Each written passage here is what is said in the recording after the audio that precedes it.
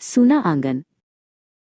रामपुर गांव के हरे भरे खेतों के बीच मोहन का एक छोटा सा लेकिन प्यारा घर था। उसके घर का आंगन हमेशा बच्चों की हंसी और नीम के पेड़ पर चहकती चिड़ियों की आवाज से गूंजता रहता था। मोहन अपनी बेटी ईशानी को हर शाम नीम के नीचे बैठकर पुरानी कहानियां सुनाता था। गांव की वो ताज़ी हवा और अपनों का साथ ही उनकी असली दौलत थी। एक दिन मोहन के कुछ दोस्त शहर से वापस आए। उन्होंने शहर की ऊंची इमारतों, बड़ी सड़कों और खूब सारे पैसों की कहानियां सुनाई। मोहन को लगा कि उसके बच्चों ईशानी और तनय का भविष्य शहर में ही बेहतर होगा। उसने अपनी पत्नी राधा से इस बारे में बात की। राधा पहले तो घबराई, पर बच्चों के अच्छे भविष्य की खातिर वो भी मान गई। गांव छोड़ने का दिन आ गया। ईशानी और तनय ने अपने खिलौने और जरूरी सामान छोटे झोलों में भरे। ईशानी ने जाते जाते नीम के पेड़ को सहलाया, जैसे उसे अलविदा कह रही हो। तनय की आंखों में भी उदासी थी। पूरा परिवार भारी मन से बस स्टैंड की ओर चल पड़ा और पीछे छूट गया वो घर जिसे उन्होंने बरसों से संवारा था। शहर पहुंचते ही सब कुछ बदल गया। जहां गांव में खुले खेत थे, वहां अब हर तरफ सीमेंट और कंक्रीट का जंगल था।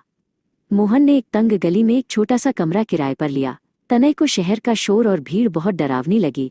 उसे समझ नहीं आ रहा था कि वो कहाँ खेलेगा, क्योंकि वहां न तो कोई पेड़ था और न ही कोई आंगन।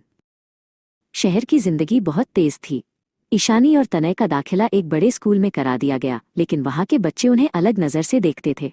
दोपहर को जब राधा घर पर होती तो उसे गांव की सहेलियों की बहुत याद आती। खिड़की से केवल धुआं और गाड़ियों का शोर सुनाई देता था। ईशानी अक्सर खिड़की के पास बैठकर गांव के खुले आसमान को याद करती थी। मोहन दिन भर दफ्तर में मेहनत करता ताकि वो शहर के महंगे खर्चों को पूरा कर सके। वो देर रात थककर घर लौटता और तुरंत सो जाता।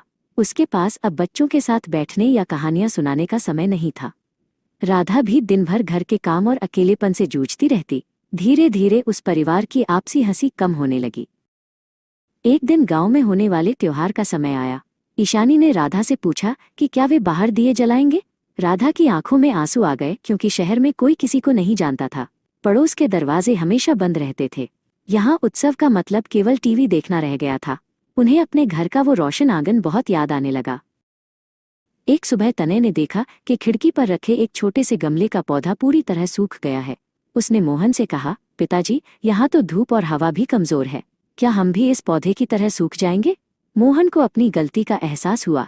उसे समझ आया कि असली बेहतर जीवन सुविधाओं में नहीं, बल्कि सुकून और अपनों के साथ में है।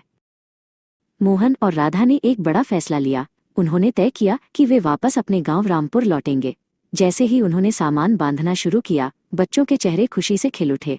उन्हें लगा जैसे उन्हें कैद से आज़ादी मिल रही हो। शहर की चकाचौंध अब उन्हें फीकी लगने लगी थी।